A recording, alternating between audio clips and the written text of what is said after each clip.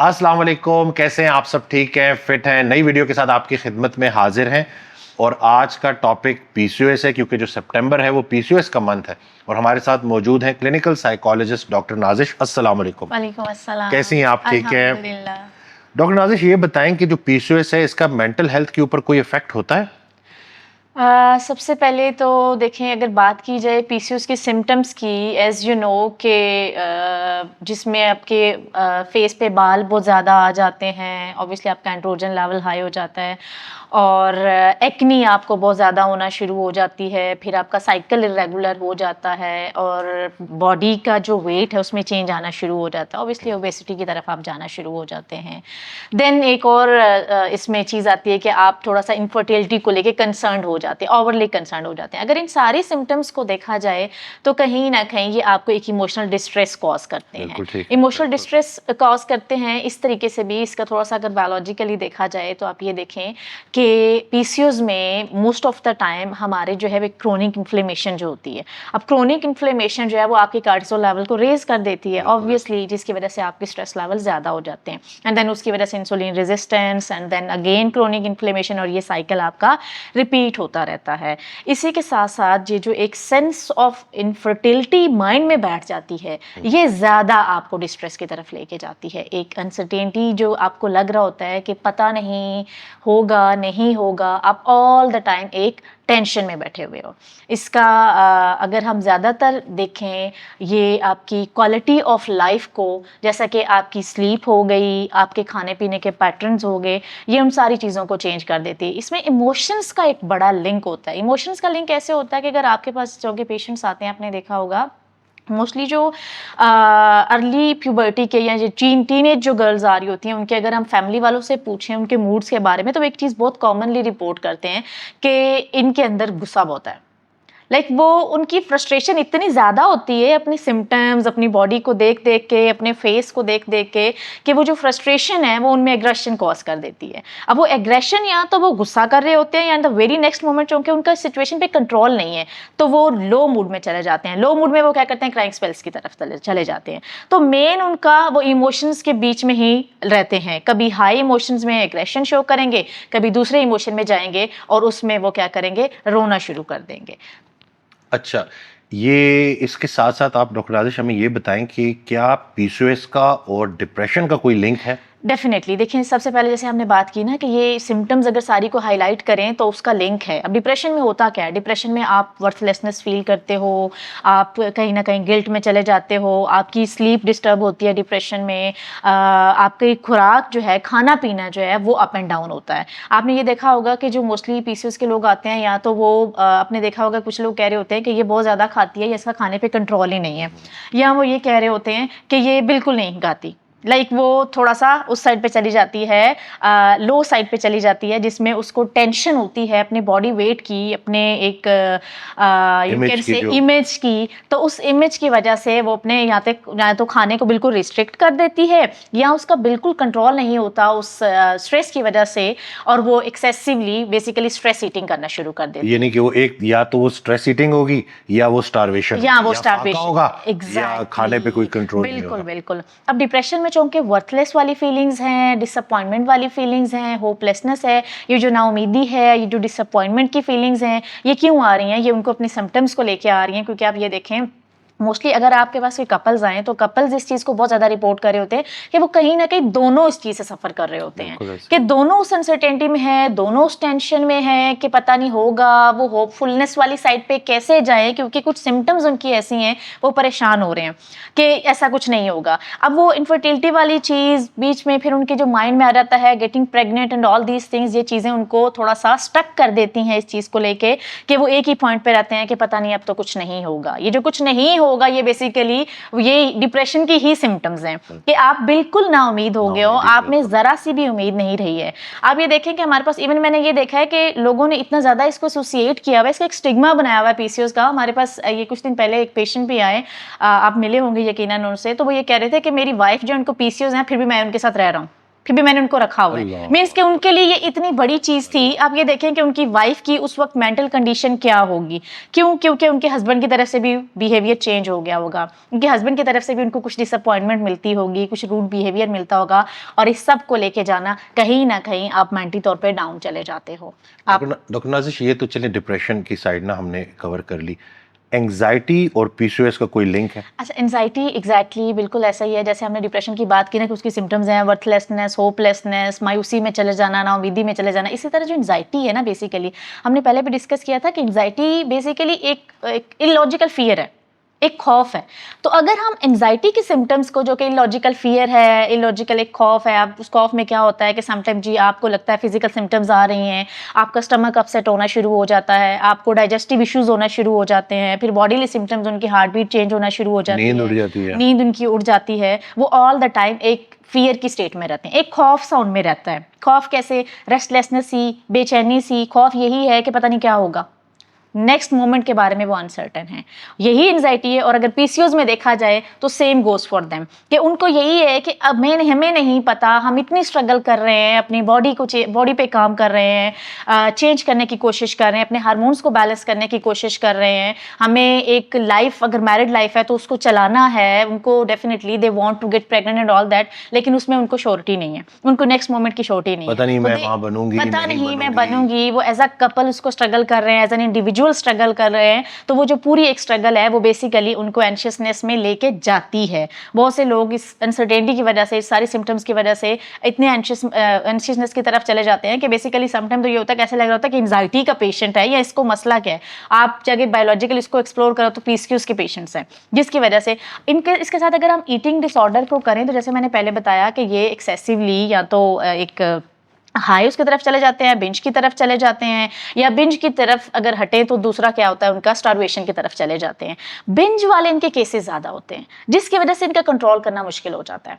Binge वाला cases ये है कि ये बहुत ज़्यादा एक्सेसिवली खाना शुरू कर देते हैं क्योंकि उनका सेल्फ कंट्रोल नहीं है, और एक टाइम आता है ये लोग सेल्फ कंट्रोल कर करके इतने अगेन फेड अप हो जाते हैं, इतने बेजार हो जाते हैं, चलो खाना शुरू कर दो, खाना शुरू कर देते हैं। वो खाना उनको थोड़ी सी सेटिस्फेक्शन देता है, उनको लग रहा होता है हमारा मूड बूस्ट हो रहा है, और वो फिर उस एक्सेसिव ईटिंग की तरफ चले जाते हैं।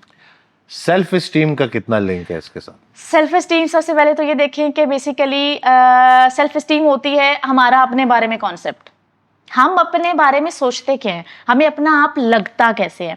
अब पीसीओएस वाला एक बंदा है, एक लड़की है, उसके फेस पे आप ये देखें पिंपल्स आ रहे हैं, उसके फेस पे उसको बाल महसूस हो रहे हैं, नज़र आ रहे हैं, और उसका जो वेट है एक सर्टन, आप ये देखें अनफॉर्चुनेटली आजकल हम सोशल मीडिया को फॉलो करते हैं और हमने स्टैंडर्ड सेट किए हुए कि हमें ऐसी ही बॉडी होनी चाहिए, इतना ही आइडियल वेट होना चाहिए।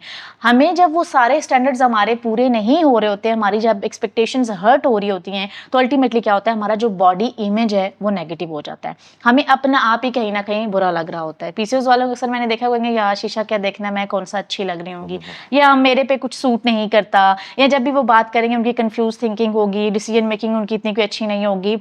क्यों? क्योंकि वो अपने बारे में कॉन्फिडेंट नहीं है, उनमें सेल्फ डाउट्स ज़्यादा आ जाते हैं। वो जो बॉडी इमेज, इनफैक्ट अगर हम रिसर्चेस की बात करें तो कहते ये हैं कि जो पीसीओएस वाले लोग हैं इनका अगर इनमें इतना मेंटल हेल्थ का अफेक्ट आता है कि जब कुछ अरसे तक ये पीसीओएस से सफ़र करते हैं, उसके बाद इवन बीएमआई के मुताबिक अगर उनका बॉडी मास इंडेक्स बराबर भी हो जाता है, वो एडजस्ट कर भी लेते हैं, इवन इनफर्टिलिटी को कुछ हद तक मैनेज कर लेते हैं, तो उसके बावजूद उनके अंदर थोड़ा बहुत सेल्फ डाउट रहता है। अब ये सारा बॉडी इमेज, अपने बाजुओं को देखते रहना, इन लोगों में ये बहुत ज़्यादा होता है, बॉडी डिस्मॉर्फिया में चले जाते हैं। अपना फेस देखेंगे, यहाँ से मोटा है, यहाँ से मोटा है, अपनी लेग्स देखेंगे, अपनी बॉडी देखेंगे, ये लोग अपनी बॉडी को लेके बहुत ही एक्सेसिवली सेंसिटिव हो जाते हैं। अब ये जो सेंसिटिव हो जाते हैं कि इसमें ज़्यादा इनका जो चीज़ होती है वो क्रिटिसिज्म होता है, अपने आप को क्रिटिसाइज करना शुरू कर देते हैं, ऑब्वियसली क्योंकि बॉडी इमेज नेगेटिव हो गए, सेल्फ एस्टीम डाउन चली गई, सेल्फ कॉन्फिडेंस नहीं रहा उनका, वो जो पहले कॉन्फिडेंस लेवल था वो नहीं रहा, क्योंकि अब वो अपने आप को अप्रोप्रिएट नहीं समझते। ऐसे लोग इवन आप ये देखेंगे एंटी सोशल हो जाते हैं। एंटी सोशल इसलिए हो जाते हैं, लाइक इवेंट्स पे नहीं जाना, कोई पार्टी है, शादी है, इस तरह के जो भी, क्योंकि उनको ये लग रहा होता है कि मेरी बॉडी ऐसी है या मैं लगती ऐसी हूँ, मेरे पे तो कुछ सूट नहीं करता, मैं वहाँ पे फिट इन नहीं करूंगी। एंड देन लोगों को ये एक बहुत बड़ा मसला होता है कि लोग सवाल पूछते हैं, तुम इतनी मोटी कैसे हो गई हो, ये तुम्हें क्या हो गया, तुम क्या, ये चीज़ ऑलरेडी वो अपनी बॉडी को लेके अपसेट है, स्ट्रेस्ड आउट हैं, जैसे वो सवाल आया ये उनको अफेक्ट कर गया, अवॉइड करना शुरू कर देते हैं, अवॉइड करना शुरू करते हैं, उनके सोशल आइसोलेशन में जाना शुरू हो जाते हैं। सेल्फ, वो एक चीज तो आ गई, सेल्फ क्रिटिसिज्म तो आ गया, बॉडी इमेज तो नेगेटिव हो गया, लेकिन वो सोसाइटी से भी दूर होना शुरू हो जाते हैं। जो इंसान अपना अदब करता है वही दूसरों का कर सकेगा। तो इसमें बड़ी देखें, ये चीजें जितनी सिंपल नजर आ रही होती है उतनी सिंपल होती नहीं है। ऐसे ही। तो डॉक्टर नाजिश, ये तो चले हमने बात कर ली कि ताकि लोग रिलेट कर सकें, जो भी पीसीओएस का शिकार हैं, कि उनको पता चले कि ये जो सारे मसाइल आ रहे हैं, कहीं वो सेल्फ एस्टीम, खुद से सवाल पूछे, डिप्रेशन, एंग्जाइटी कहाँ से वो अपने आप को लिंक करती हैं। लेकिन अब जो सबसे बड़ा सवाल है, ट्रीटमेंट क्या है, मैनेजमेंट क्या है? एग्जैक्टली, ऑब्वियसली सबसे पहले तो ये ज़रूरी है, देखें, एक तो मैंने बात की ना कि नींद हमारी बड़ी डिस्टर्ब हो जाती है इसमें, तो हमने नींद को सबसे ज़्यादा फोकस करना है कि हमारी नींद अच्छी होनी चाहिए। दूसरा, हमारा कहीं ना कहीं हमारी खुराक पे हमारा कंट्रोल नहीं होता, यहाँ तो हम बिल्कुल छोड़ रहे हैं, जैसे हमने बात की पहले। एक्चुअली जो हमारे प्रॉब्लम्स हैं वही हमारे सॉल्यूशंस हैं, उसी को अगर हम कन्वर्ट कर दें थोड़ा सा, अगर हम देख तो वही हमारे सारे सॉल्यूशंस निकल आएंगे। तो उस खाने वाली बात पे अगर हम ये देखें कि अगर हम थोड़ा सा माइंडफुली ईटिंग की तरफ चले जाएं, थोड़ा सा उसको माइंडफुली खाएं कि जी हमने या तो एक्सेसिवली खाना भी नहीं है कि विदाउट कंट्रोल हम खाना शुरू हो गए, लेकिन ये भी नहीं करना कि बिल्कुल ही नहीं खाना, उस खाने से जैसे मॉडरेशन में अगर हम रहेंगे तो हम मेंटली तौर पे भी फिट रहेंगे। डाइट आपकी बहुत ज़रूरी है, then exercise is very important. चाहे आप डिप्रेशन में हैं, चाहे आप एंजाइटी में हैं, या पीसीओएस के किसी भी चीज़ से आप अफेक्ट हो रहे हैं, सेल्फ एस्टीम का इशू हुआ है, एक्सरसाइज आपने हर हाल में करनी है। एक्सरसाइज अगर आप करेंगे तो देखिए, आप बेसिकली होता यह है कि ये डिप्रेशन या एंजाइटी कोई भी ऐसा मसला होता है, इसमें हमारे न्यूरोट्रांसमीटर्स का मसला होता है, हमारे सेरोटोनिन लेवल्स लो हो जाते हैं।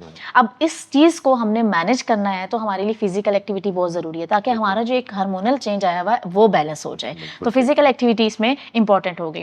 देन इसमें एक देखें, मैं एक दफ़ा पहले हमारी एंजाइटी की वीडियो थी, उसमें भी मैंने बताया था कि प्लीज़ लाफिंग थेरेपी ज़रूर किया करें। होता यह है कि जब हम इतने मायूस हो जाते हैं तो हमारा मूड इतना लो हो जाता है कि ना तो हमारा, जैसे हमने सोशल आइसोलेशन की बात की, ना हम किसी से बात करते हैं और ना हमारा दिल करता है बात करने को। हम चुप करके एक साइड पर बैठे हैं और अपने ही थॉट्स के साइकिल में फंसे रहते हैं, उस ओवर थिंकिंग में फंसे रहते हैं जो हमें नेगेटिव कर रही है अपने बारे में, अपने हालात के बारे में, इस वजह से ऐसा हुआ, उस वजह से ऐसा हुआ। तो उससे निकल के हमने डेली बेसिस पे अपने लिए कुछ टाइम सेट करना है जिसमें हम थोड़ा बहुत एटलीस्ट हंस सकें। तो बेसिकली हम ये देखें ना, हम ये बात करें कि अपने दिन में कोशिश करें कि कुछ टाइम स्लॉट ज़रूर सेट करें जिसमें आप अपने लिए कोई कंटेंट ऐसा रखें जिसको देख के आप हंसें। बहुत से लोगों के घरों में बच्चे होते हैं, उनके साथ जो घुल मिल जाते हैं तो वो हंसना शुरू कर देते हैं। कोई आप कंटेंट ऐसा देख लेते हैं जिसमें आपको हंसी आती है। किसी फंक्शन ऐसे पे चले जाते हैं, वहाँ पे सब एंजॉय कर रहे होते हैं, फन कर रहे हैं, जोक कर रहे हैं, वहाँ पे भी आपको ऑब्वियसली मजा आता है। क्योंकि ये लोग सोशली आइसोलेट हो जाते हैं तो ये इन जगहों पे नहीं जाते हैं, इस वजह से इनका मूड और ज़्यादा लो हो जाता है। तो इनको थोड़ा सा ऐसी एक्टिविटीज़ में इन्वॉल्व होना है।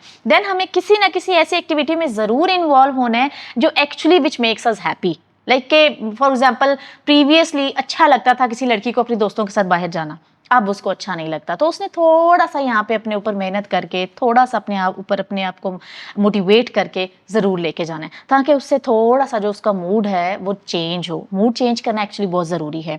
ये लाफिंग थेरेपी और ये आपकी एक एक्टिविटी बहुत ज़रूरी है।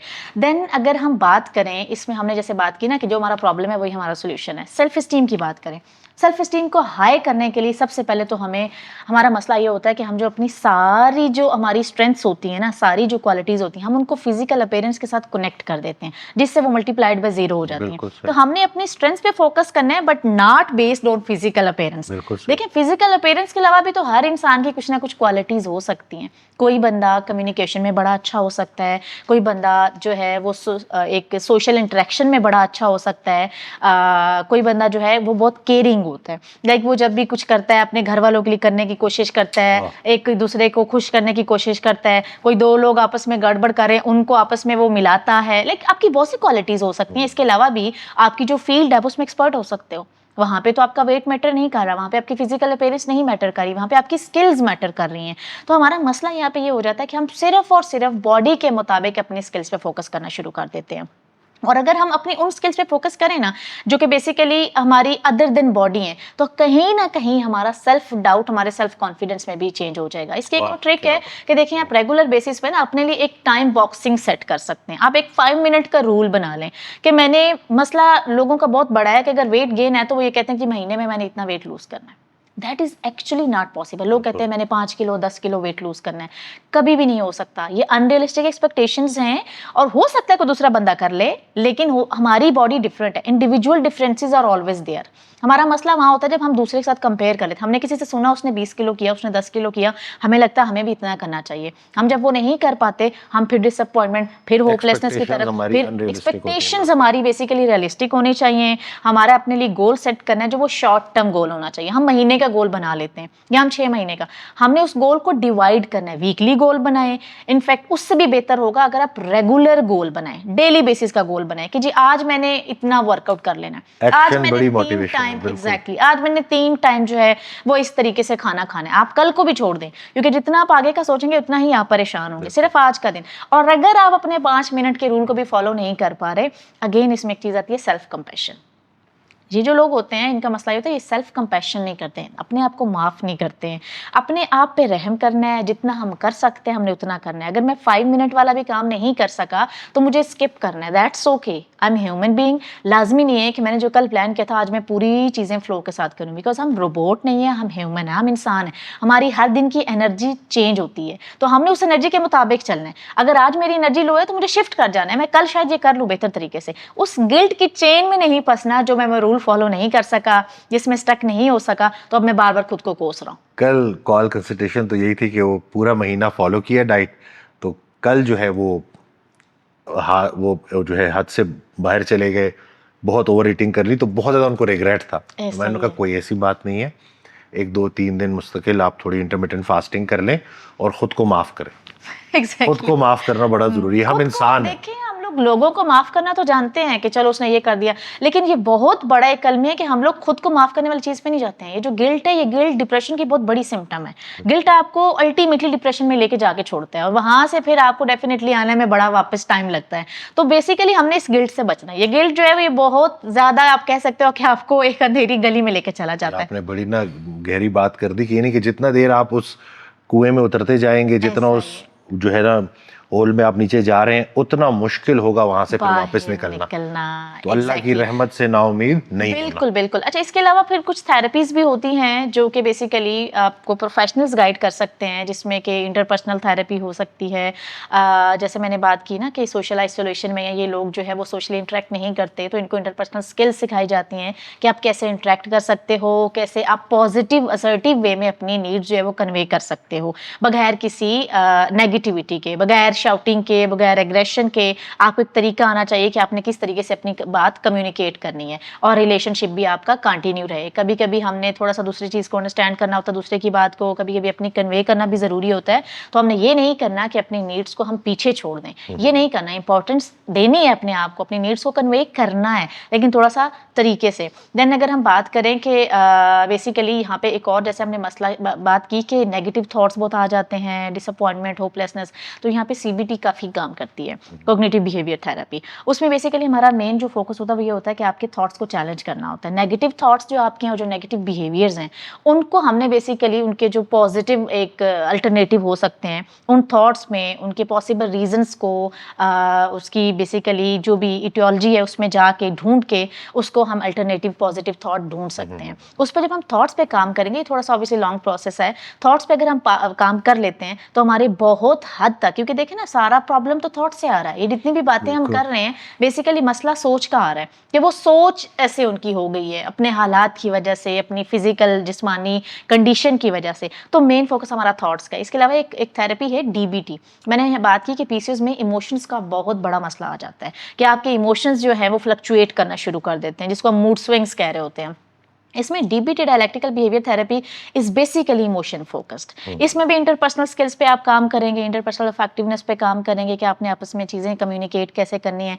इसमें हम एक और चीज़ सिखाते होते हैं, वो होती है डिस्ट्रेस टॉलरेंस। एक्चुअली वो बहुत इंपॉर्टेंट है कि आपने अपने वो जो डिस्ट्रेस आ रहा है, वो जो एक प्रॉब्लम आ रहा है, किसी ने कोई बात की, PCOS वालों के जो मसला होता है इनका परसेप्शन बहुत ज़्यादा यू कैन से कि नेगेटिव कहीं ना कहीं हो जाता है।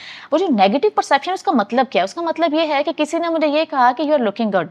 अब चूंकि मेरी सेल्फ एस्टीम लो है तो मैं कहूंगी ऐसे ही कह रहा है, मैं तो इतनी मोटी हूँ, लग तो मैं नहीं रही हूँ। अच्छा, मैंने ये किया। अदरवाइज अगर मेरी सेल्फ एस्टीम हाई हो तो मैं रिस्पॉन्स बड़ा वार्म दूंगी, वाह थैंक यू, या it's looking good on me, मैं देखिए मेरे रिस्पॉन्स में ही चेंज आ जाएगा। तो यहाँ पे हमने परसेप्शन पे एक्चुअली काम करना है। डिस्ट्रेस टॉलरेंस का मतलब ये है कि सबसे पहले तो हमने ये देखना है कि कहीं से कहाँ से डिस्ट्रेस आ रहा है, क्या प्रॉब्लम आ रही है, मुझे डिस्ट्रैक्ट खुद को कैसे करना है, मुझे सेल्फ सूदिंग कैसे करनी है, यहाँ पे मुझे इस सारे सिनेरियो को कैसे डील करना है, कौन कौन सी मेरे पास एक्टिविटीज़ हो सकती हैं जो मुझे इस चीज़ से डिस्ट्रैक्ट कर सकती हैं, मैं कैसे इसको डील कर सकती हूँ। देन इसमें बहुत इंपॉर्टेंट इमोशनल रेगुलेशन है। इमोशनल रेगुलेशन डेफिनेटली इतनी इंपॉर्टेंट है कि इसमें कहीं ना कहीं आपने अपने इमोशंस का भी ख्याल रखना है कि मेरे इमोशंस कहाँ मैं इनको पीक पे लेके जा रहा हूँ, कहाँ पीक पे जा रहे हैं, मेरा रिस्पॉन्स जो है वो कितना इफेक्टिव है या कितना लॉजिकल है। आपका रिस्पॉन्स बहुत मैटर करता है, क्योंकि सारा प्रॉब्लम आता है जब हमारा रिएक्शन ज़्यादा हो जाता है, हम ओवरली रिएक्ट कर देते हैं। तो यहाँ पे हम रिएक्शन को कंट्रोल करना एक्चुअली सीखते हैं कि हमने सिनेरियो को लर्न करना है, हमने अपने ट्रिगर्स को आइडेंटिफाई करना है कि कहाँ मैं ज़्यादा पीक वाली चीज़ में चला जाता हूँ। क्या वो बॉडी पे सवाल होता है, यानी मेरे वेट पे होता है, या मेरी लुक्स पे होता है, किस चीज़ पे जब कोई सवाल करता है। अक्सर लोगों से आप पूछे ना कौन सी चीज़ आपको ज़्यादा तंग करती है, तो बताते हैं कोई मेरे वेट पे बात करे तो मुझे सबसे बुरा लगता है, बाकी आई कैन मैनेज। तो बेसिकली सबसे पहले यहाँ पे आपने अपने ट्रिगर्स को आइडेंटिफाई करना है, कौन सी चीज़ आपको ज़्यादा तंग करती है। कोई बॉडी पे बात कर रहा है, कोई आपके फेस पे बात कर रहा है, कोई आपके कॉम्प्लेक्शन पे बात कर रहा है, किस चीज़ पे कोई बात करता है आपको ज़्यादा तंग होता है, या कोई आपकी फैमिली पे, किसी भी चीज़ पे। तो ट्रिगर्स को आइडेंटिफाई करना, अंडरस्टैंड करना, देन लर्न करना स्लोली एंड ग्रेजुअली कि हर इमोशन पे जब कोई मेरे साथ ये बात करे तो मैंने कैसे उसका रिस्पॉन्स देना है और कैसे मैंने रिएक्ट करना है। तो ये बेसिकली थेरेपीज है, definitely these are long process but these are very effective when it comes to PCOS and all these mental issues.